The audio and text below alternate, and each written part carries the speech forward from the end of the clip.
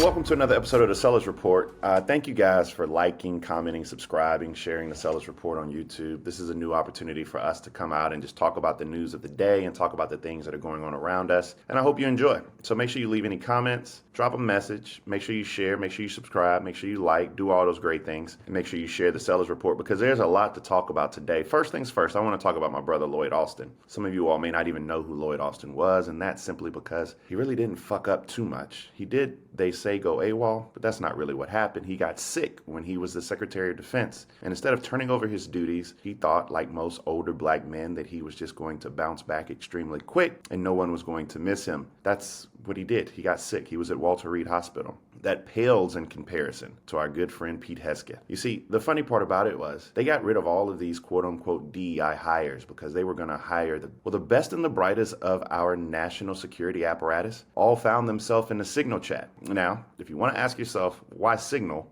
The best thing for you to understand is that this is not something that they pulled out of their ass. This is not something that's new. In fact, in Project 2025, they actually said that they needed to use Signal as an app to use to communicate so that it could not be FOIA'd, so that we, the American public, could not see what they were talking about. Hey, but thanks to the National Security Advisor, thanks to the Secretary of Defense, these brilliant, brilliant souls and minds in our national security apparatus added Jeffrey Goldberg from The Atlantic. In their chat group on Signal, they added a reporter. Now, no one knows how that name got there. Seems to be an accident of some sort. But what were they chatting about in that Signal chat? Yeah, they were talking about war plans, attack plans. They were talking about an attack on Yemen in the chat with a reporter. Now imagine that they might have added someone else. Imagine they would have added someone who wasn't a friend of ours or just a random person who decided to share it with the world. They actually announced these plans in a Signal chat group, not a SCIF as they call it, which is a secure apparatus, or not in a situation room, or not on a closed line. No, they actually went on their phones. They were all drinking and hanging out or wherever they were, and they went into their Signal chat group and they decided to talk about attack plans. Let's listen to them. Time now, 11:44 Eastern. Weather is favorable. Just confirmed with CENTCOM. We are go for mission. 12:15 Eastern. F-18's launch. First strike package. 13:45 trigger-based. F-18 first strike window targets. Target terrorist is in his known location, so should be on time. This is like Uber Eats. It should be on time. The problem is that people want competence back in government. And what Hesketh and what the security apparatus, the national security apparatus have shown, Tulsi Gabbard and others, is not only are they incompetent, but they'll lie about it. Because when confronted about it, they said, one, it was no classified information. Anyone will tell you that this was classified information. Two, they will also tell you that there were no war plans or attack plans. And just as I read, and just as you see on the screen right here, that's exactly what it was. See, it would be laughable if it wasn't so dangerous. So yeah, I don't know who's in our Signal chat group with our national security team. Jeffrey Goldberg happened to be the one that was there this time from The Atlantic, but next time it could be anyone. And now that they know, they being China and Russia, that that's how they communicate, guess what they're coming for next? Their password. They're coming to log into their app to see maybe who we're attacking next. I don't know. You just shouldn't be playing Call of Duty on Signal with our national security.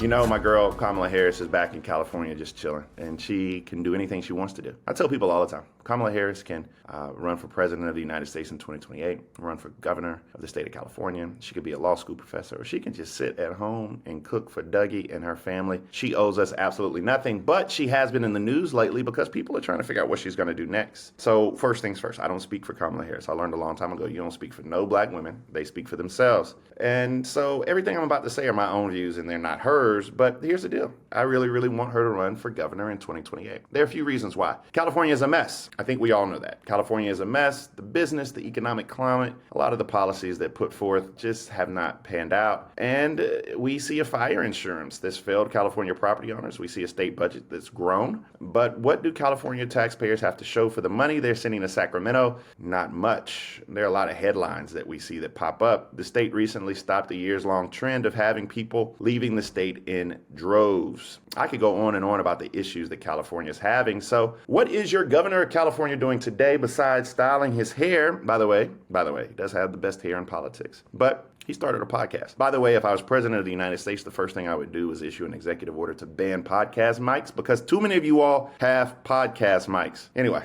I go on. He's actually started his podcast out with known neoconservatives, some with racist views, antiquated views, but he's had the like of Charlie Kirk. He's had Steve Bannon. Yeah, he's platforming the people who really do not see many of us who are watching this as human. And that's what he's doing with his time. The same Charlie Kirk that said that former First Lady Michelle Obama, Joy Ann Reid, Supreme Court Justice Ketanji Brown Jackson, quote, did not have the brain processing power to otherwise be taken seriously. By the way, this guy didn't even graduate from college. And the same Charlie Kirk that said that George Floyd was a scumbag. So it's wild that this is the way that the governor of California wants to run for president of the United States, by piling around with white supremacists. You think you can run for president of the United States in 2028 and campaign in a state like South Carolina where over 60% of the primary voters are black, but this is who you platform? You think we'll vote for you because of that? This is what happens when you don't have a real vision for the country. You do things like thinking like going on these podcasts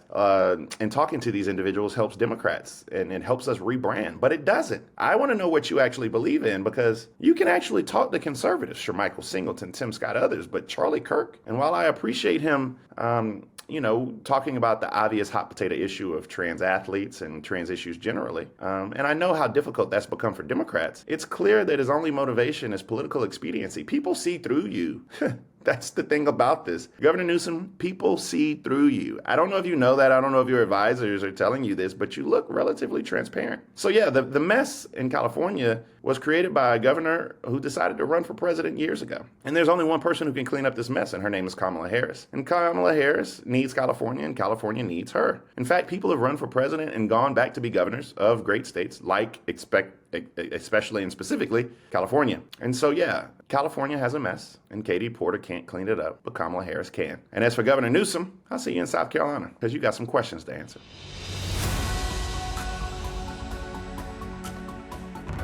It's apparent that 2028 is underway, and a lot of y'all's favorite sports commentator who gets on my nerves is what y'all think is best for the Democratic Party. And in fact, not a lot of y'all. He usually polls at 1%, but don't tell him that. We've seen a lot of Stephen A. Smith recently, and as people know who've read my book, I'm not a huge fan of Stephen A. Smith. I think he talks a lot, talks too much, and doesn't know what the hell he's talking about. However, he is kind of newsy. In fact, you see him in his battle recently with our good friend LeBron James, who said that if LeBron James put hands on him, he would touch LeBron James. And people just laughed. In fact, the same night he said that, LeBron James did what? Go out and hit a buzzer beater, and then mocked him on Twitter by showing Stephen A. Smith's boxing skills. Actually, it was Instagram or whatever people are using these days. And so, yeah, I do think, though, that something about Stephen A. Smith and his conversations that he's having, and the fact that he's turned into this really kind of media whore running around on this tour, means that we need to have a conversation about 2028. Now, I am reminded that in 2000 and 2005, we did not know Barack Obama was really going to be president of the United States in 2008. So this is very premature, but we have seen people emerge. And if you all follow me on social media, you know I've been really hard on Stephen A. Smith. And though he's denied the rumors he's running, particularly after signing a $100 million contract, his candidacy is interesting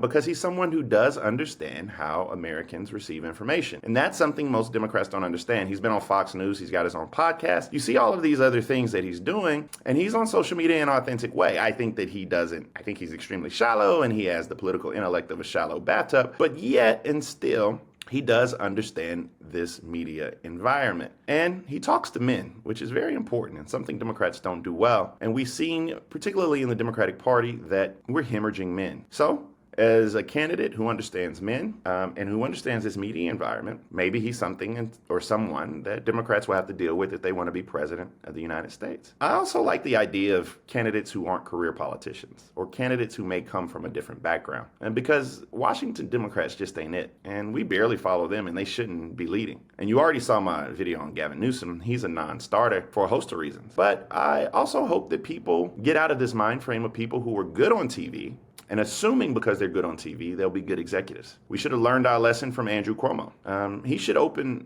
a PR firm, but shouldn't be president or mayor of New York. Rahm Emanuel's a non-starter too. He's the same person who told Barack Obama not to focus on the judiciary. It was literally one of the dumbest decisions ever made. As we go back, we know that Harriet Miers being replaced by Justice Alito. We know that y'all not voting for Hillary Clinton in 2016 and Donald Trump choosing 3 Supreme Court justices. And we also know that Thurgood Marshall being replaced by Clarence Thomas were probably the 3 most consequential things that happened in my lifetime. And Rahm Emanuel is at fault for at least 33% of that. He's the same person who also hid the Laquan McDonald murders. So he's a non-starter. There are others I don't know, but I'm open to. Midwestern governors like Pritzker and Whitmer. You have Governor Beshear of Kentucky, and even AOC, who we'll hear from. I've got friends like Pete and Wes Moore and Raphael Warnock and Governor Waltz, who I want to see run.